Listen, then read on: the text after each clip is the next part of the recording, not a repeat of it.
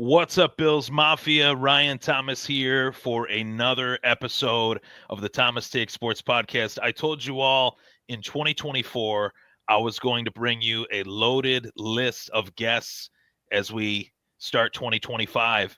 Here we are. Guest on the show January 8th, 2025. This show is, of course, brought to you by 26shirts.com for all of your Buffalo Bills, Sabres, Bisons, Bandits apparel needs. Go to 26shirts.com. You'll find yourself an awesome item. Show sponsor first, guest introduction second. Look no further than my guy, Tom Prince of Western New York Athletics. What's going on, Tom? Thank you so much for joining me today. No, I appreciate you having me. Very honored. Thank you for that introduction. Definitely, I know you've got bigger guests coming on the horizon, so I appreciate that nice introduction, though. I love the work you do, and everybody that I've had, there's a specific reason, and that is the biggest reason. The work that you put in to help bring promotion to Western New York Athletics. I think what you guys are doing at WNY Athletics is really awesome. And I've been wanting to get you on for quite some time, so I'm really happy to have you tonight.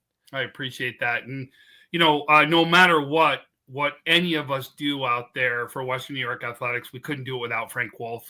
He is the mastermind behind everything that's ever happened with Western New York Athletics. And whenever anybody says anything, we'll always say his name first because he truly is the reason why we're able to do what we can do. That's fantastic, and he's definitely a name I'm gonna get to. I'm working on it. I'm gonna DM him probably in the next couple weeks. But yeah, he's definitely got a great crew. I know Joe Kraus really well, and a few of the other guys that are working within the brand, and it's all great stuff. I've been keeping up with it since it started. So I'm really happy for you guys that you guys have continued to grow and spread your wings into other sports and within the Section 6, which is my section. Lockport Lions, class of 2010, varsity letterman in wrestling. That's another story for another day. That's in the past. This is the present podcast time. So let's get right into it, Tom. I want to talk to you about Western New York Athletics a little bit. Just tell me what brought you to Western New York Athletics. What was it that made you say, you know what, this is a really cool project that I definitely want to be a part of?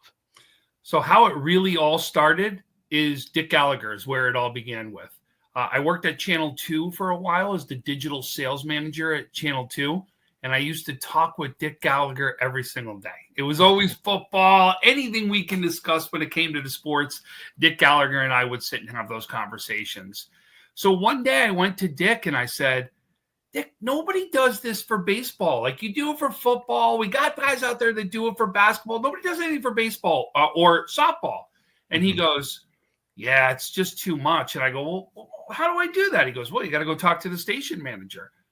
So I said, okay. So I went over to the station manager and I said, listen, who's doing the baseball stuff for high school? Like, I know there's so many different things that people want to see. And he goes, nobody. He goes, but, listen, I can't afford to do this. I go, well, sit there. I'm just going to charge anything for it. I want to do it. I want to start getting these kids recognition. He goes, you just want to get access to be able to put out content? I go, exactly. He goes, all right, go ahead. And then that's where it started.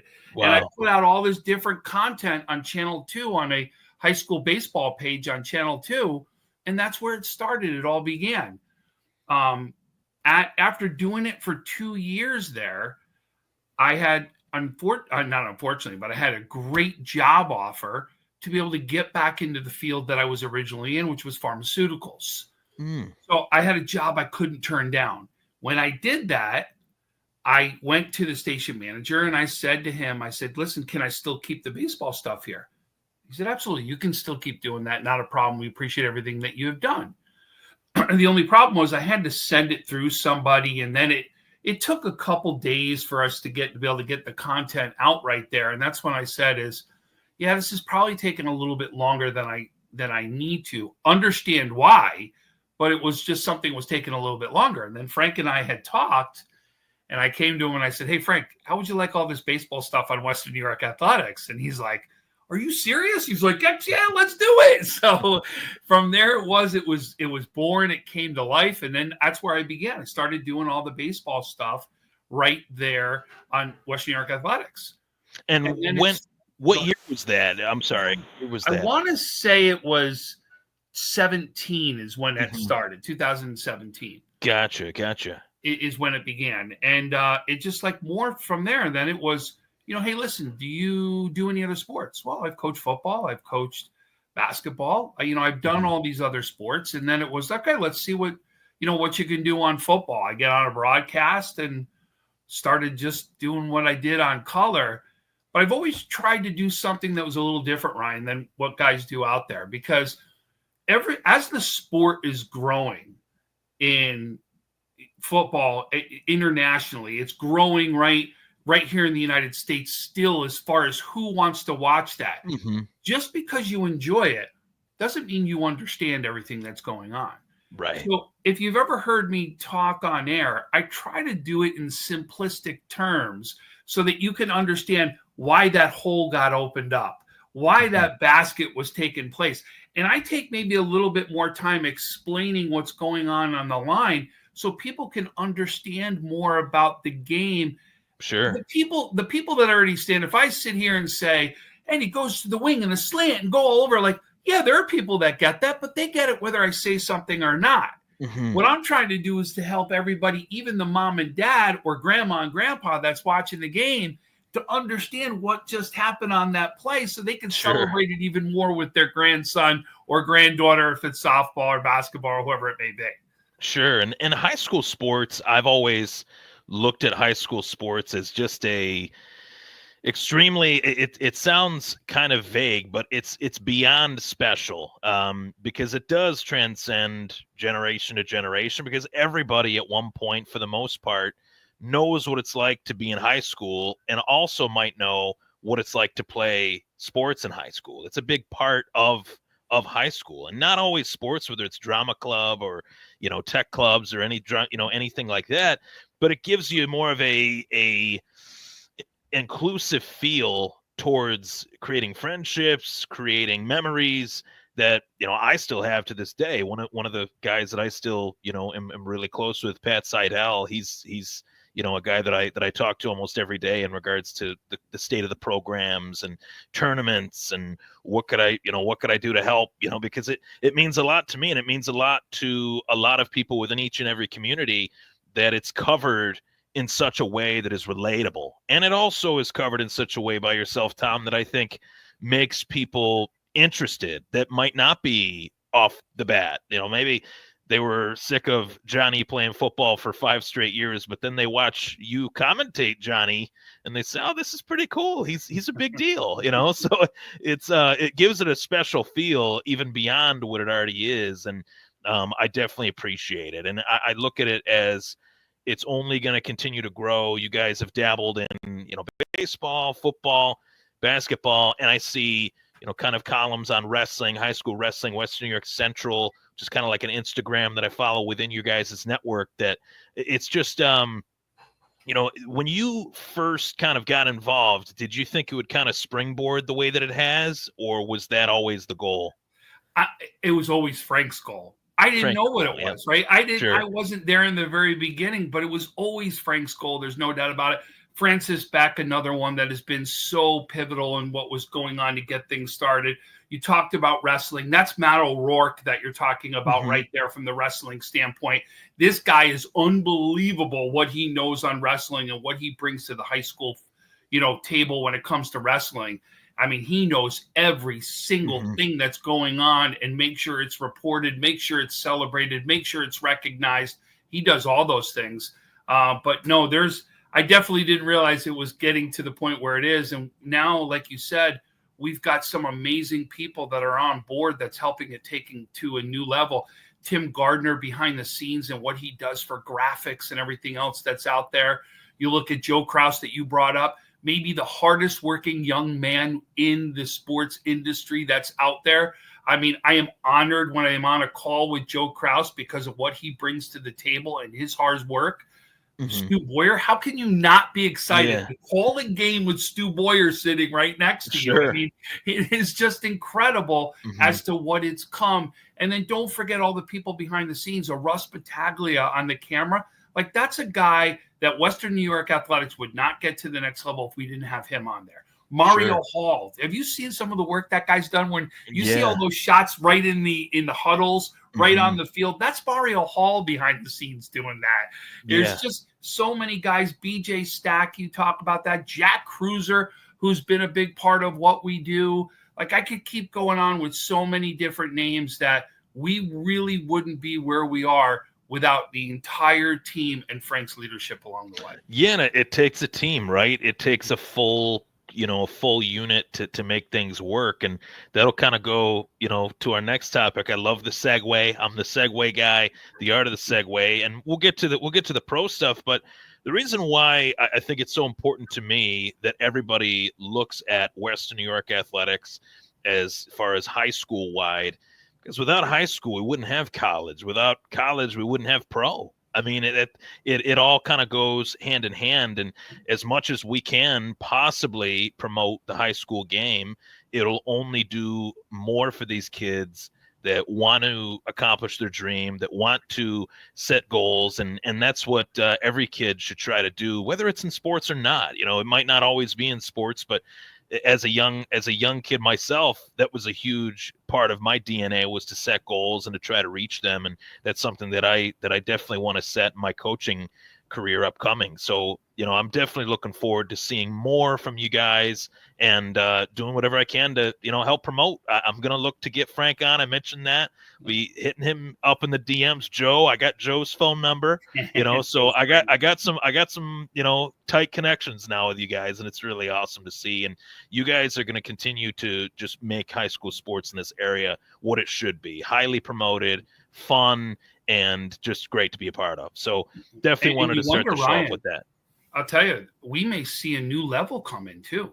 Mm-hmm. We may see another level come into sports. You just said like it was high school to college to pro, right? Right. You wonder now with the NIL and everything else that's going on as far as the portal and everything else that is happening in college football, basketball, I don't care what the sport is at college, will the JUCO route now be another route? We used to hear everybody go to the second high school level to be able to make sure before they went into college.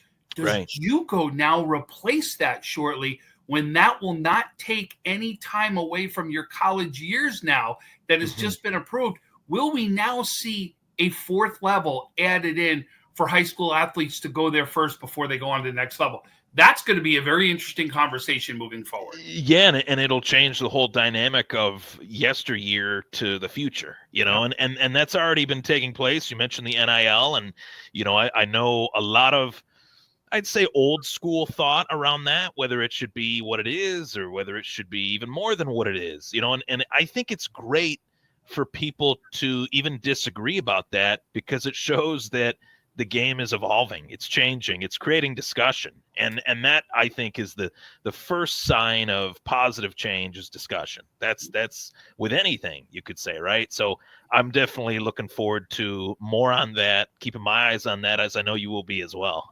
Absolutely, no Definitely. So, of course, I wanted to get your thoughts on the upcoming Buffalo Bills playoff game. AFC wildcard round, they're going up against the Denver Broncos. And when the seeding was kind of all said and done, the immediate aftermath of that, social media, especially Bills Mafia, was feeling a little worried. I got to ask you, Tom, should Bills fans be worried about this matchup with the Denver Broncos? Is this one that Bills fans should be feeling, a little bit scared about? Well, I think the whole hype coming into that, Ryan, was who they were going to play. I think the one that everyone was the most scared about was if Cincinnati had gotten into the playoffs. That was what freaked everybody out, I think, the most, because they were starting to see it possibly come to fruition. This now game is a game that you can't make sure that you fall into, that you think just because you are favored by one of the biggest favorites right now inside the playoffs, that you can't go into looking at. This is now playoff time. This is when things happen differently. This defense for Denver is a legit defense. This is a top 5 defense that you're going to see clear across the way. They've also got a a shutdown corner in Surtain that he could go out and take on one of those receivers himself that he's going to go ahead and play one-on-one with. Now it changes the dynamics as far as who you're going to go to.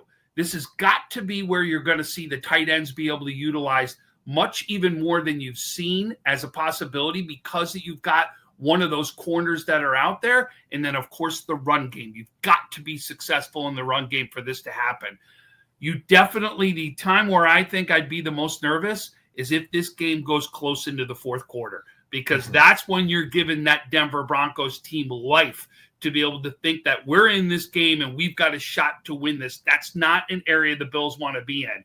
You got the quarterback you want. You got the running game you want. Now you've just got to be able to pull it through. But I'll tell you, as well as I do, you play tight sometimes in some of those big playoff games. That's got to be loose, and you've got to make sure, I think, you get that lead going into the second half. Sure. And this is a game where if Buffalo can get that lead early in the first half going into the second at home, it's trended this way in previous weeks this season, especially the Mr. Brightside cheer, the song starts playing, the volume's pumping, people are having a great time, and the Bills start to kind of run away with things a little bit more this year, I'd say. I mean, they've had some massive blowout victories this year, the likes of which I don't think I've ever seen in a Buffalo Bills season. But I will say that this is a tough matchup, and I don't want to say I'm worried, because I think that is because that's what I've read, people saying that they're worried. So that's the kind of the tagline I like to use. But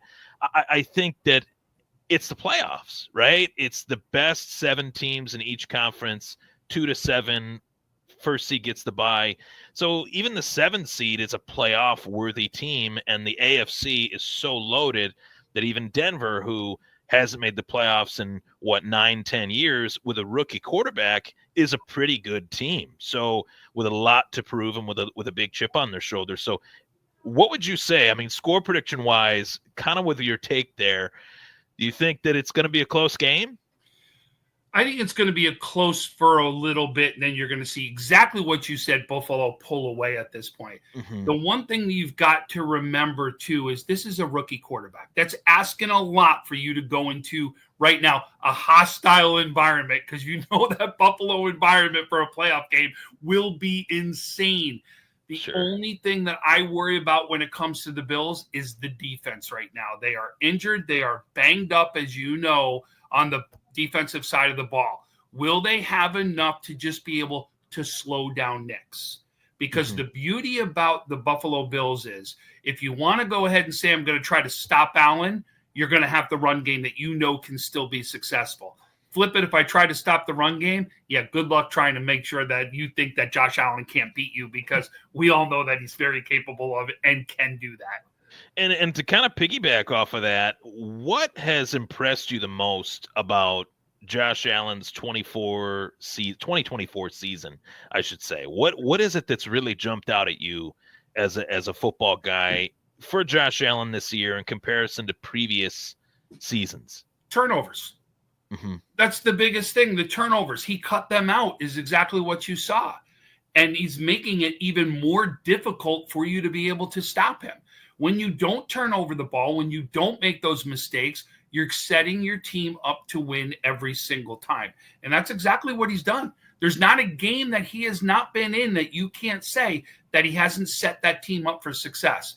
And he's done it with every single weapon that he's got. He doesn't have to worry about one weapon and making sure he's making one weapon happy. This is making sure everybody in that locker room, it's about getting the W. And that may be the biggest difference this year that you've seen versus the last couple of years. Would you say that I think it's low-hanging fruit in some ways, but for the obvious reasons, and you'll see my point in a moment, but when people talk about Josh Allen and the lack of turnovers, I don't think it's overstated or understated. I don't think it could be stated enough that he doesn't have to rely on one wideout. There's so many other options. He doesnn't have to rely on a guy coming to him on the sideline saying, hey, get me the ball, which is what he had dealt with the previous 4 years with Stephon Diggs. And I hate to say that because it does go into the whole Diggs was a diva discussion and the stress is off his shoulders. But I really think there is something to this, Tom, that Diggs departing, them moving on from Diggs, allowed Josh Allen to play freely, where he could get the ball to Keon or to Dalton or to Dawson, and just kind of play football the way that he loves to play it. Just spread the ball around. Really, the ultimate goal is whenever you do an interview with anybody, when you talk about it and you talk about individual goals and what you've done, what do they all say? I don't care about the individual goals. I want the team. I want to win the Super Bowl. Well, guess what? Now you've got the opportunity to put that into action, because that's exactly what's happening right here inside that locker room. These are guys that are saying, I want the ring. Give me the ring. That's what I'm looking for. And it's absolutely playing out in the field, because you can see it's that selfless attitude that's out there by everybody on this team to go out and make sure we're getting the win right now. And team effort, Josh Allen equals MVP. I put that there for a reason. Yes. What is your thoughts on this whole MVP discussion? Do you think that Josh Allen is the shoe-in guy, or do you think that there's legs to Lamar on and off the field being the MVP? So I think there's legs to Lamar being there also. And if you look at his MVP seasons that he has, look at the numbers now that he has versus the ones years that he won. And he's better now. Increased them even more. Exactly. They're even better now than they were then. I'm not saying, but I think it's a 2-horse race right now between the two of those guys for that award. I do believe, and this is just personal feeling, there are a lot of people that have said in the last few years that they really hated the fact that the MVP went out so early in the playoffs. That is sitting there inside a lot of these voters' heads that are out there, that I do believe that may be the difference to throw Josh Allen over the top to be able to get the MVP this year, because this is a year that they were looking for something different, and they really believe that the Bills, you've heard it, there are so many people picking them to still get to that Super Bowl. And I think that's going to be that combined together as something different, which is why he'll win the award. I like that. A big win on Sunday, 1:00. What's the score prediction from Tom Prince? Bills, Broncos. What would you say is your score prediction for this AFC wildcard? 30-17 on this one. 30-17. You know what? There is something to that, because I think that there is that whole 30 burger that has been a constant in Buffalo or more, and that's what you got them hitting. 30 points, staying consistent, Josh Allen and company. And I think the Bills defense is going to be healthier than it's been in quite some time. I definitely think that there were some speed bumps with the Rams, speed bumps with Detroit, but those are two really good offenses. And I don't know if Denver is that type of offense. They're not necessarily one with a deep run game, rookie quarterback. Wide receivers are okay, but they're not Cooper Kupp, Puka Nacua, or Amon-Ra St. Brown. I mean, those guys are studs, right? So, I would be I'm going to say it. I'd be shocked if they lost. I really would. I would be shocked. But any given Sunday, anything can happen. I think the only way they lose, Ryan, is if the turnovers go towards the way of the Denver Broncos. So if we go back to a game where it's a 4-turnover game like that for the Bills, I think that may be a little too much to overcome, because what Bo Nix really is to the Denver Broncos is he's somebody that is just going to do what he's got to do inside the game plan. It is not going to be the quick strikes that you're going to see that are going to go for touchdowns. He's going to manage the game, what he needs to do to be able to make sure time of possession is on his side, and to make sure that it is quick opportunities to be able to keep moving the ball down the field. So if you're turning the ball over too many times, there may not be enough time on the field for you to be able to pull it off to come back because of the amount of possessions that could be out there. That turnover margin, that is a huge factor in every single game, every single year. And honestly, the Bills' turnover margin is one of the best they've ever had this season. So if they can keep that going, keep their brand of football going, that's a lot of coach speak that you hear in your interviews. We're playing a brand of football that we got to stick to our brand of football. Coach Smith, Trey Smith, he's got his brand, and as do the coaches at Orchard Park and Bennett and all those other schools. Now, there's a brand in the NFL. Sean McDermott's got his brand. Dan Campbell's got his brand. Outside of the Bills, just looking at the 2024-2025 playoff picture this season as a whole, outside of the Bills, what team has greatly impressed you this season? I think the team that you got to say has been the most impressive has to be the Minnesota Vikings and what Sam Darnold has done. Before this season started, when you found out that their quarterback goes down in there and they're going to bring Sam Darnold in, please tell me who said, oh, yeah, they're going to go on to be able to get a chance in their last game to get the number 1 seed. Nobody did it.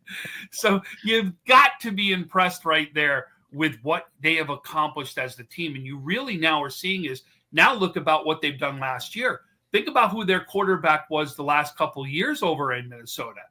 He turns around, goes to Atlanta, and has been benched in Atlanta when he just took the Minnesota Vikings to multiple win games. Yeah. What does that say about the coach and the environment in the Minnesota Vikings right now? It says a lot. It says a lot. Kevin O'Connell should probably get Coach of the Year, and Sam Darnold could probably get Comeback Player of the Year. I mean, I looked at Sam Darnold coming out of that draft class as the best rookie in that class, even ahead of Allen. I had him number 1. I had Allen number 2. I had Mayfield number 3. I had Lamar number 3, Mayfield number 4, because I was worried about his size. I thought he's a little small. I was a little worried about that. But, man, this class of quarterbacks, outside of Josh Rosen, that 2018 draft, you go back and look at that draft, that might be one of the best draft classes of all time. You got Saquon Barkley, Josh Allen, Sam Darnold, Baker Mayfield. Pretty incredible what these guys have done. And I would agree with you. Minnesota, J.J. McCarthy, they go out and they pick him. I think, okay, this is a decent pick. He definitely proved it in Michigan. And then he goes down with an injury. And then it's Sam Darnold time. And I'm thinking, has Sam done enough previously to give anyone any hope that they could be good? But to your point, and to something that I say all the time on this podcast, no game out there, whether it's football, baseball, you name it, football is the coach's game. The coaching matters. Situations matter. Falls into a great situation with Kevin O'Connell, Justin Jefferson, and he made the most of it. And I'm really excited. I know they just lost to Detroit, but I'm really excited to see what they do in the playoffs. I think it could be a different story come playoff time. Either way. Say this, they've got a tough first-round matchup. The Rams may be the most underrated team right there inside the playoffs, and you've got to see them first round.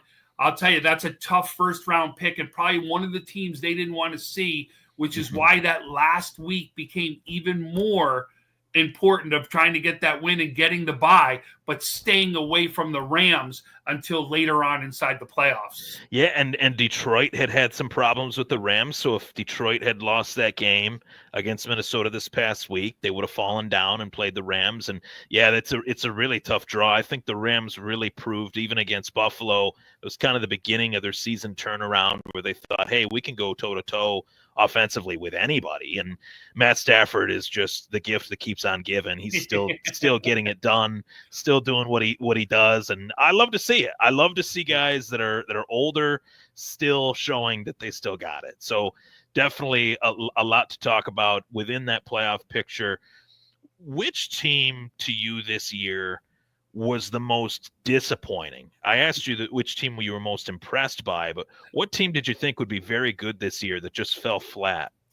Well, very good. I'll give you the disappointed one from a fan. I'm a Giants fan. I come from Kansas State, right? Okay. So obviously I say the Giants is my most disappointing that I've seen because I definitely thought they had a team to do more with. Sure. But obviously it did not happen. But when you look at out there and you're talking about some of the teams that you probably have been most disappointed with, I think one has to be the Falcons. Because you went out and got your quarterback that you were looking for, and you're sitting at home right now versus the opportunity to be able to play in the playoffs. And again, who's the one quarterback that you talk about Mayfield here, that we have shunned year after year after year, and this guy's still doing it. Boy, yeah. I'll tell you, the Cleveland Browns have to be kicking themselves over and over again. You didn't want him, but look at what he's done. He's gotten them to the playoffs year after year after year. I completely agree. I have a really, in this space, in the bubble of podcasting, you meet so many people all throughout the country, which is what's really cool. And you even meet people that are in different markets and things like that. And I've talked to so many people in draft season, Cleveland Browns podcasters that were saying, oh, they should trade away Baker Mayfield. It's like, well, if you trade him away, who do you replace him with? Yep. And then they replace him with not just a player, but they replace him with a situation. And that is, well documented, of course. I don't have to get into it, but the situation and then the player and then the money that they paid to Deshaun Watson, and they've restructured it and all that, but you can't put a Band-Aid on a bullet wound. And I feel like that's what they have tried to do. And it's looking like Deshaun Watson's actually going to miss quite a bit of 2025 from what I'm hearing as well. His recovery, he's faced some setbacks in his rehab, which is not good for any Cleveland Browns fan. But my point is, I've talked to Giants fans as well and work with a Giants fan pretty closely. And if as a Giants fan coming into the season, you knew it wouldn't be sunshine and rainbows, but you hoped for some improvement.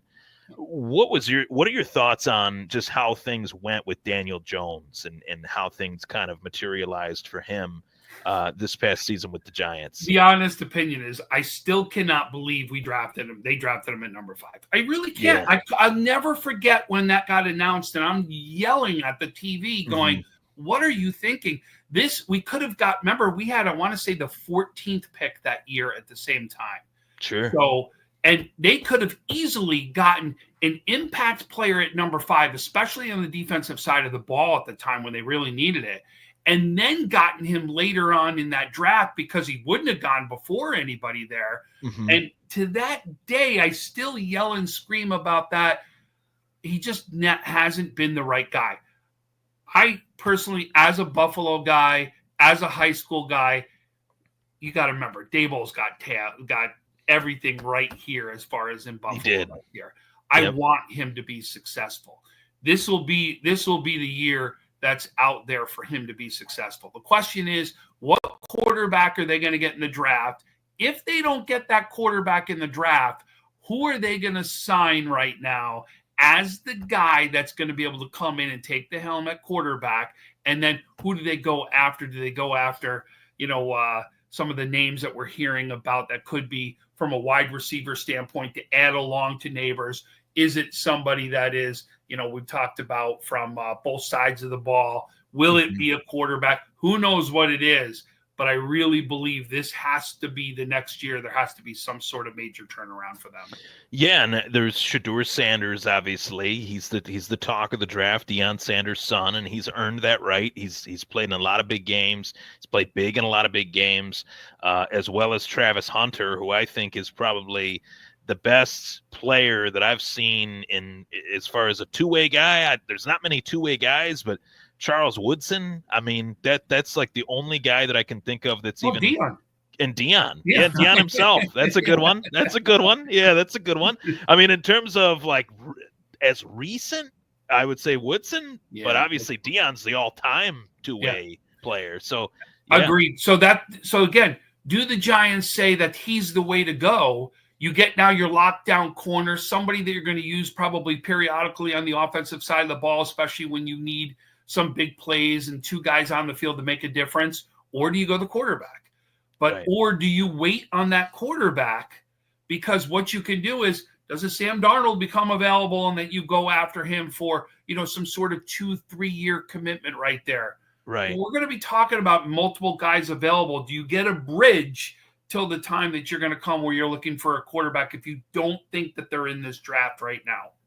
And I was looking at the 2019 draft class as you were kind of going into it here. And I mean, it was a thin quarterback draft class. There was Kyler Murray, who went 1, Daniel Jones, who went 6, Dwayne Haskins, the late Dwayne Haskins, taken 15th, Drew Lock Will Greer. It gets worse as I kind of And go guess down the Drew list. Lock is on the Giants And right Drew now. Lock is on the Giants. Yeah, that's wild.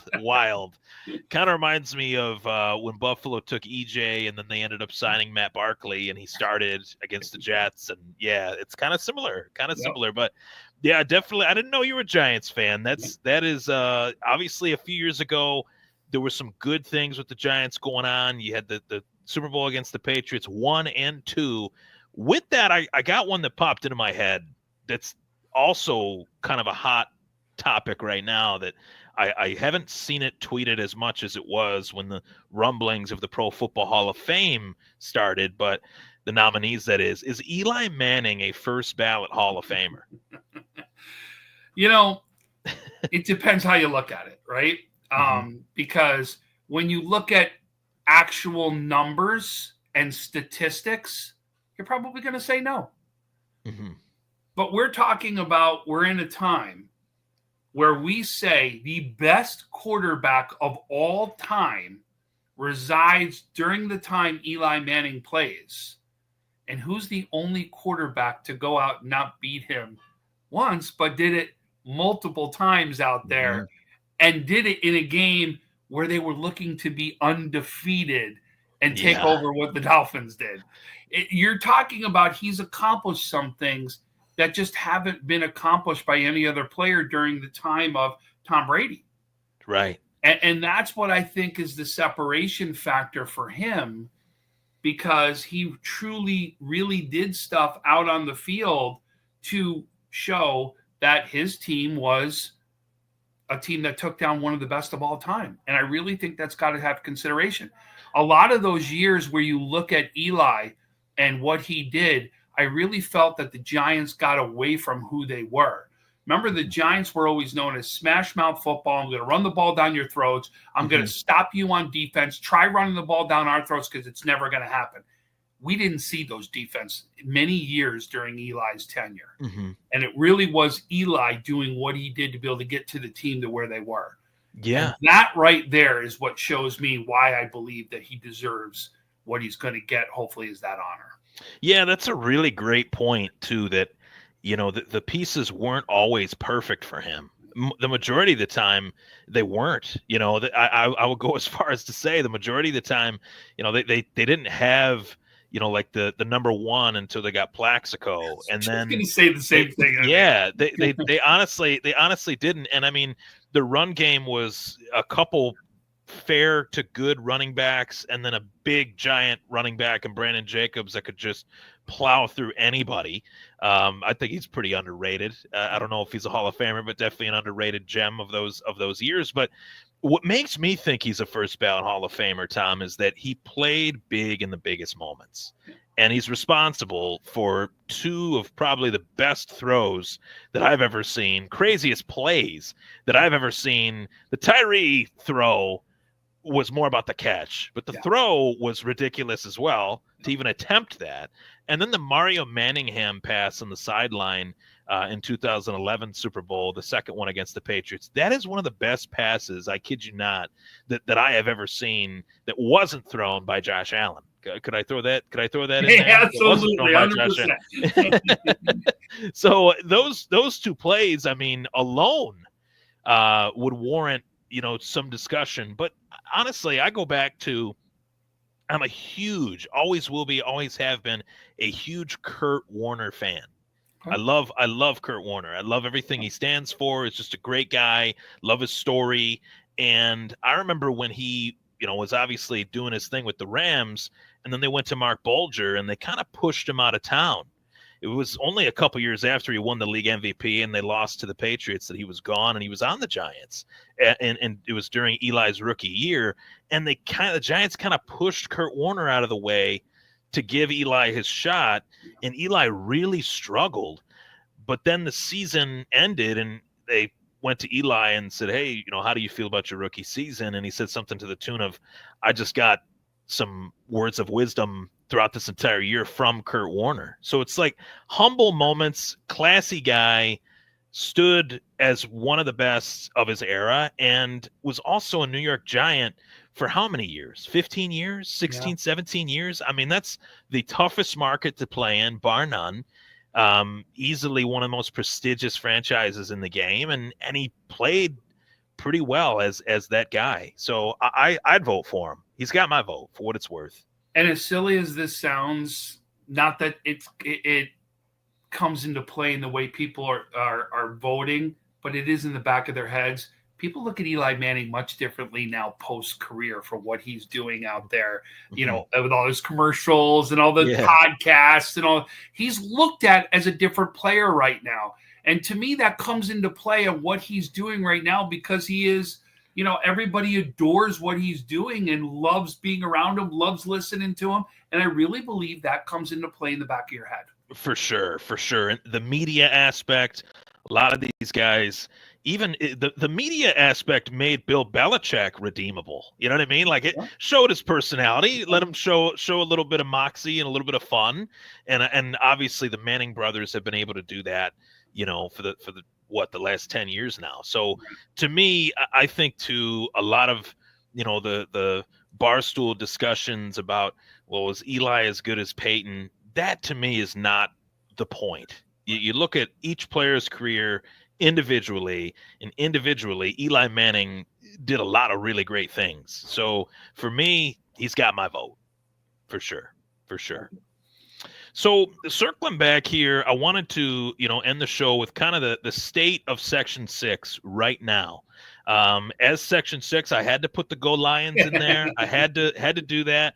Obviously, shout out to Trey Smith, Dorian Polk, who's a longtime buddy of mine. He's a big part of their coaching staff, very motivating. Coach Ventura, they got a lot of great people in that building. And I wanted to kind of talk about the state of the section. Obviously, Lockport underwent some changes from the 24 season, technically 23 season, to the 24 season, I should say.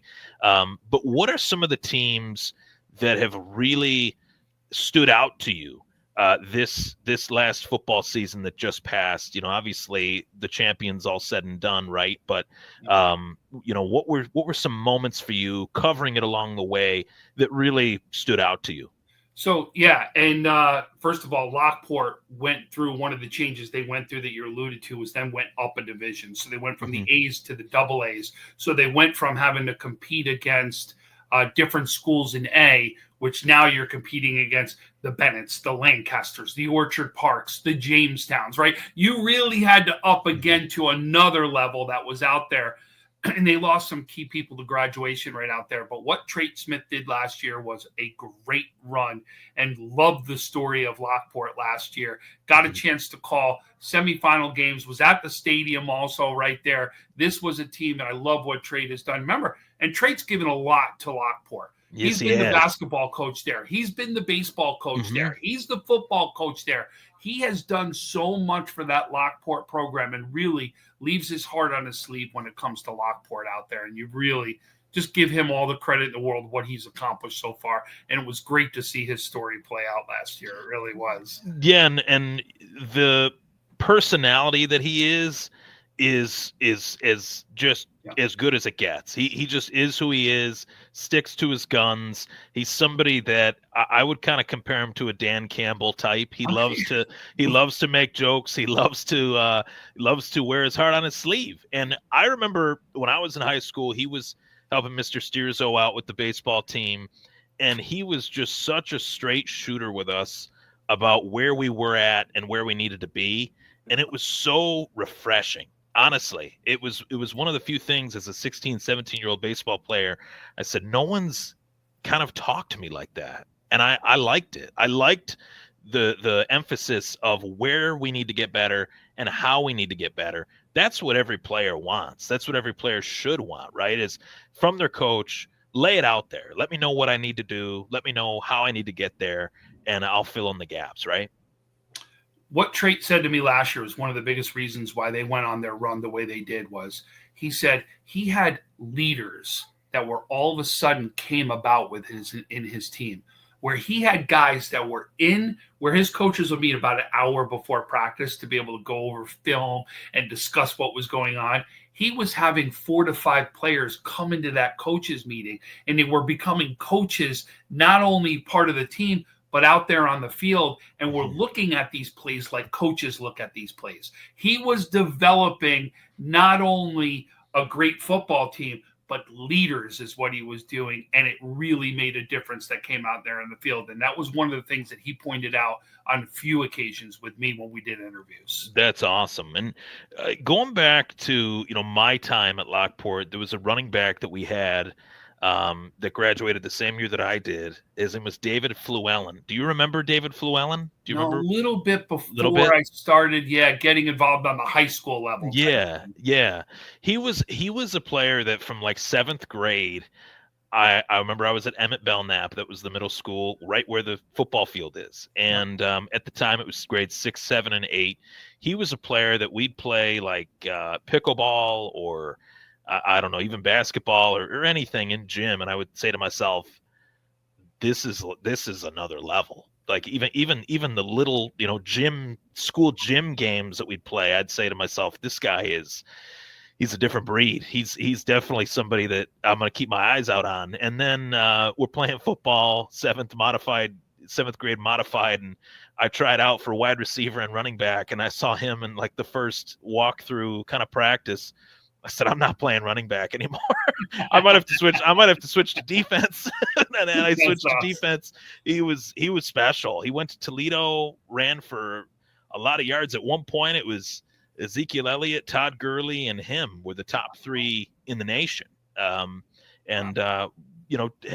his run in the NFL that, I'm proud to say, hey, I knew that kid. He was a really good dude, and went a long way, made it to the big time, made it to the Shield. So that's out there. It's a small percentage, obviously, and Mr. Smith, talks about it all the time. It's the 1% of the 1%, but I think it's untapped potential on and off the field that coaches like Mr. Smith, Mr. Seidel preach about so often, that if you can get a kid to just see that you believe in him, see that you see his skills, it can really create a special relationship between a coach and a player, and also produce results on the field.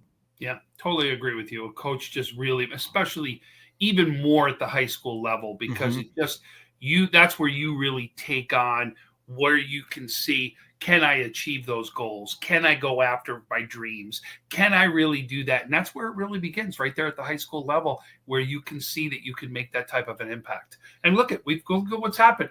McDuffie with the Packers, Andreessen right now with the Bills. And I'm going to tell you, Dolak, we're going to be talking about next year, is the next guy that's going to be on one of these teams right there. Let's hope it's the Bills that go ahead and draft him. Right? I would love that. Honestly, they could use him. they could put him in a spot. They could find a spot for him, right? He would fit. He's the guys that got to know him the best, because, like I said, he's right here, right home. So no doubt some great things. But when you look at this past year, there were a lot of things that really stood out. And if you kind of look at it from division to division, the first one had to be, we've been talking about Bennett year after year, kind of going on to that state championships. And it's an expectation now by Bennett. So to see Jamestown go in the semifinals and knock out Bennett inside the semifinals sectional play was an unbelievable upset that we were out there talking about, as they won 28-16 over Bennett to go to the sectional finals. They ended up losing to Lancaster, and Lancaster goes on to the Far West Regionals and loses a heartbreaker out there, where they could have easily walked out there and had a chance to go on for a state championship themselves. In the A's, this year, the biggest story had to be Sweet Home this year, as Sweet Home gets back to their run, led by their quarterback. Unbelievable season that he has out there. Penapento, this is a kid who did a fantastic year as a football player, as a quarterback, and he's a Division I baseball player that we're going to be talking about. This kid playing baseball, really, and his season's about to come up after the season he just had on the football field that's out there. And any word on where he committed yet, or anything like that? He's going to Canisius. Yep. Oh, wow. That's great. He'll be local. That's great. That's awesome. It really is. And this is a kid, I'm going to tell you, athleticism, got a cannon for an arm, he could play the infield, he could play the outfield. There's so many places that he can go. But boy, what a story as he led Sweet Home onto their sectional championship this past year. In the Bees may have been the most competitive division there was. When you've had Lackawanna, you had Health Sciences, you had Pioneer, you had South Park. I mean, we had a kid with South Park, Adam Nunez, ran the ball for 580 yards in a game against Iroquois this past year, broke the state record. He loses in the sectional finals to this Health Sciences team who felt, I cannot believe you guys are not talking about us because we've done it year after year after year, and they did it again, got themselves to the state semifinals. Love Ty Parker, another guy there as the head coach that I've absolutely loved. Don't forget about Lackawanna. Sammy Ikeganau, who is the top defensive player. He's a nose guy. He's also on the offensive line. This is a guy full of personality. He was the Trench Trophy winner this year for Western New York. He is actually getting a chance right now to go to Hawaii to play in the All-American Bowl right now, representing the only player from New York that will be there representing in the game. It's a young man from Lackawanna that you're going to see do that. That's awesome. You had even Iroquois, a team that didn't get there. You've got Justice Kleitz that broke all these records throwing the ball right there, and it wasn't even a team that got to the playoffs. So it just showed how great this division was this year. And I'll tell you, it's a name you're going to be hearing about. Justice Kleitz is going to be another kid that we're going to be talking about as far as a quarterback here in the next year. This kid not only does it on the football field, but he does it on the basketball court. He may even be a better basketball player, which is how scary of an athlete he is. Yeah. And then you look at the C's, what Salamanca did this year inside the division, unbelievable. They get to the state championships is where they got. And I'll tell you, their quarterback, Maddox throws a ball, hits his running back at the 5-yard line wide open, dropped the ball, unfortunately. Oh, man. And if he catches that, it was a chance they go on to win the state championship right there. It was that close, unbelievable game to be able to witness, call, be a part of. I was actually on a call for that one. And then our only state championships, which came from CSP, which is the combined school in D, where they go on to win the state championship. Tate Catanese, you've got Bryce Hinsdale there, who broke the all-time reception record in New York State, the most receptions ever by a wide receiver that's done there. And then, we can't forget about the Monsignor Martin Conference, where you've got Elijah Kimball, which has got 55 offers right now to go play Division I football. And he's got them from everywhere, from Ohio State to Penn State to Oregon. He's got every big name right now looking at him as a running back to go at the next level. That's fantastic. I feel like right now, I mean, there was definitely some talent when I was in high school, but I feel like as these sports have grown, they've grown even more than what I could have imagined. And we kind of talked about that, Tom, at the beginning. The NFL has grown, but it's growing internationally, which is actually helping it grow even more here in the United States as well. And then there's other sports, obviously basketball. Obviously there's some great hockey around here as well. Really great junior programs around here that are doing really well in junior leagues, allowing kids a pathway that are 18, 19, trying to find the JUCO route or the D1 route or D2 or D3 that kind of provide them a little bit of a segue to those divisions, I should say. So there's just a lot of opportunity. And that's definitely something that I want every kid to know that's out there that tunes into the show, as well as people that have played and coached. And I got all sorts of people tuning into this tonight. So I'm really, really thankful for the fact that you could, take some time out of your day-to-day, Tom, to join me and break down all the sections, all the divisions,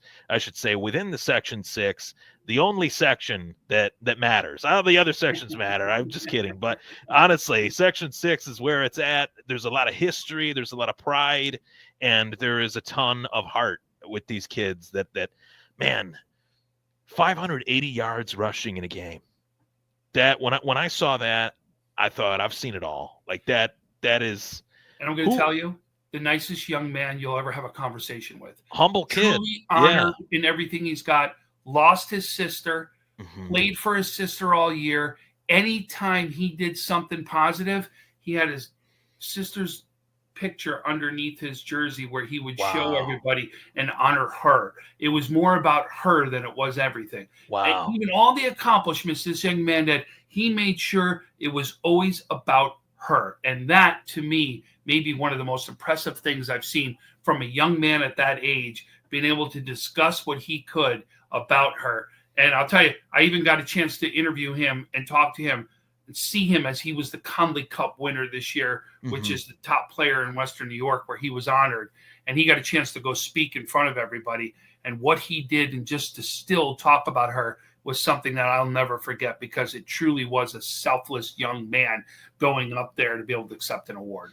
Now, one thing I'm not sure of is he a junior, senior, sophomore? What year is he in high He's a school? senior, is what He's a is what he senior. is. Yeah, So he's getting some looks right now. After that big game, he had some colleges that have started calling on him.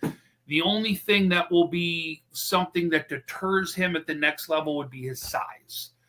Just because he's not a very tall kid. He's right. That would be the only negative that some of the Division I schools may look at. But I'm going to tell you, this kid is electric. He's fast. He's got speed. And watch when he gets to the open space. He can take the hit. He can be able to bounce off the hit. There's so many things that he can do as a running back at the next level. And it could be also where he could change positions, wide receivers, a lot of things I think they can do with him at the next level just because of that speed alone.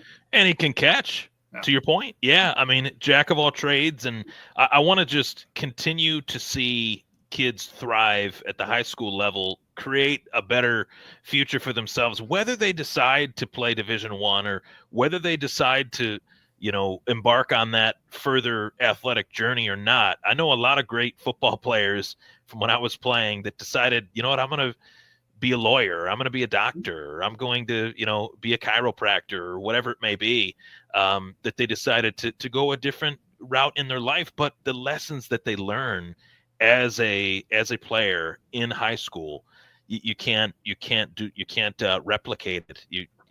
There's no replacing it. So it's always a part of you, for sure. Yeah. Right. So, Tom, I greatly appreciate your time today, hopping on the Thomas Take Sports podcast. This was the first of many more chats between us. I know it. I'm really looking forward to, picking your brain a little bit more here as we get closer and closer to Section 6 baseball season. I know Lockport's got some kids that are ready to ascend and take the next step.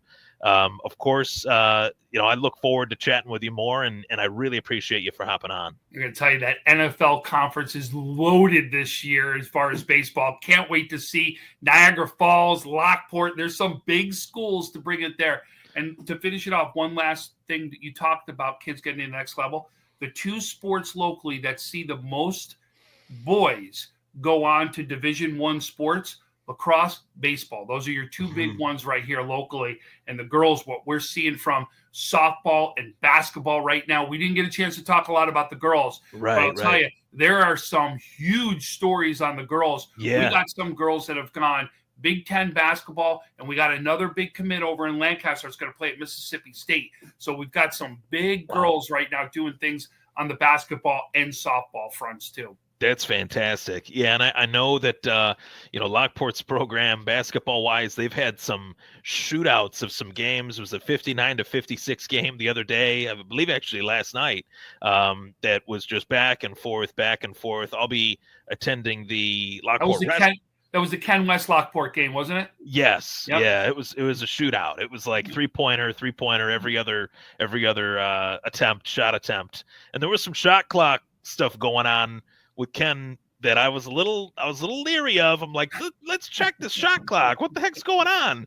But I'm trying not to get on that sideline, or court side, trying not to step on anybody's toes over there. But I was whispering to some of the coaches saying, you might want to check that shot clock. That was at 0 a couple times.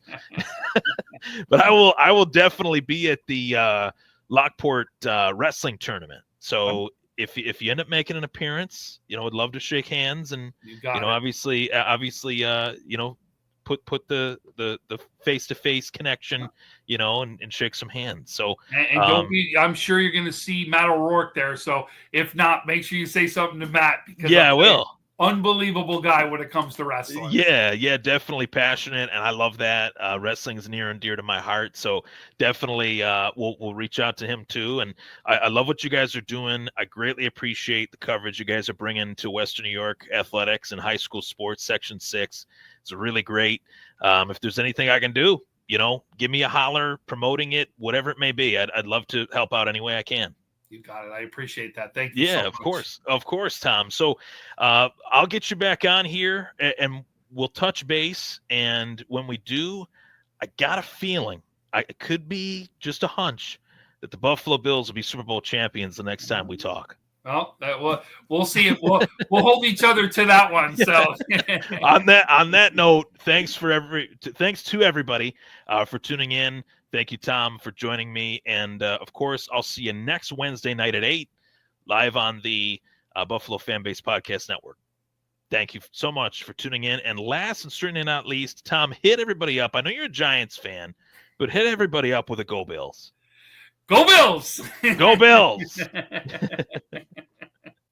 That was Tom Prince of the WNY Athletics, joining Ryan Thomas right here of the Thomas Take Sports Podcast. Really excited for 2025 and what 2025 has to bring as far as guests that will be on this podcast. Tom is going to be back on, as well as many others from the past, and bringing them back to the present, and more new guests for the future. Thank you so much for tuning in, everybody. Go Bills.